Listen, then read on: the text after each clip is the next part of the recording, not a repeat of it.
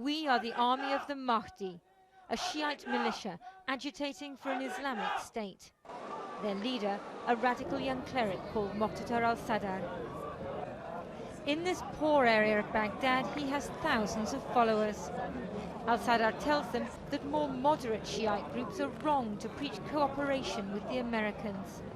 In the past few days, tension has turned to violence. 3 Americans and at least 3 Iraqis dead. The Americans would like to arrest Muqtada al-Sadr, but they know if they did, these men here would riot or worse. So they would rather that the other Shia groups reined him in. But then you could have militia pitted against militia, and who knows how bloody that might be. Thousands of pilgrims were arriving on foot when we visited Karbala. Security for the holy city was divided between several militias, cooperating with each other at least for now. The Americans let them get on with it.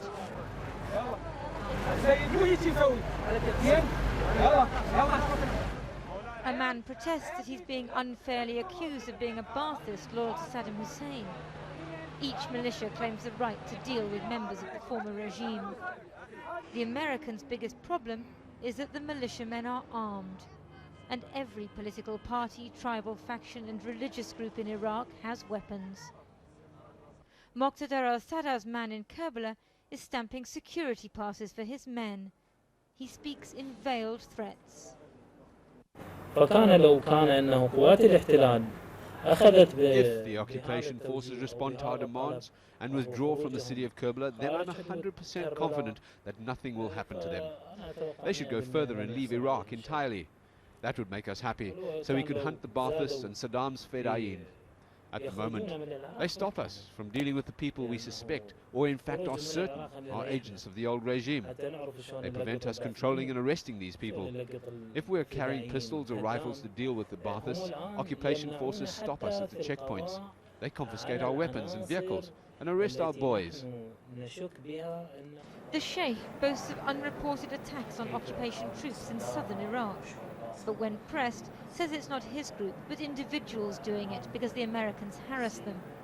His rhetoric against the Americans is vitriolic. He says he represents the people. Saddam was a terrorist, and now it's not the people who are terrorists, but the forces of occupation. On the roof of the main shrine in Karbala, al-Sadr's gunmen keep watch. The majority of Shias tolerate the occupation, but in such crowds it's easy to stir up trouble. A few days after we filmed here, a struggle for control of the shrine broke out between different Shiite factions, leaving at least 1 person dead and several injured.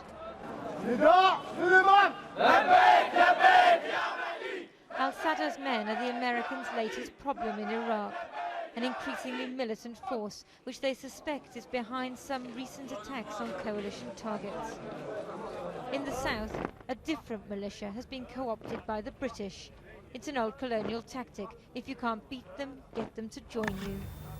I've seen many of you carrying rifles like this.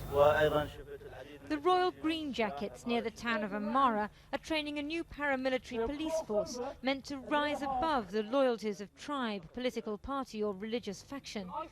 The recruits are nearly all fighters loyal to the local hero, Haji Abu Hatim, the man who led resistance to Saddam Hussein in the marshlands. It's a partnership that works, at least for now. I think that certainly from what we've seen thus far, they're very much wedded to the ideals of the new Iraqi democracy. So I'm fairly confident they will actually do what we're actually asking them to do, which is to make life more secure for all Iraqis. Weapons discipline is lesson number 1. This is the reality on the ground in Iraq. Men are armed, and they're either with you or against you. For the moment, there's no contradiction between being loyal to the new Iraq and to Haji Abu Hatim.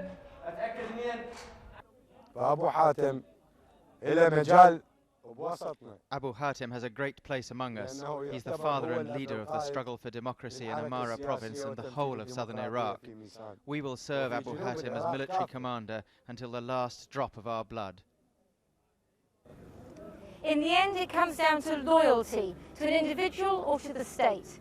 There's a strong sense of national consciousness in Iraq, and these men seem almost idealistic about democracy. But if the leaders of political parties and factions start to use their militia, that's when there'll be trouble. Back in Baghdad, there's little hope of co-opting Muqtada al-Sadr's followers.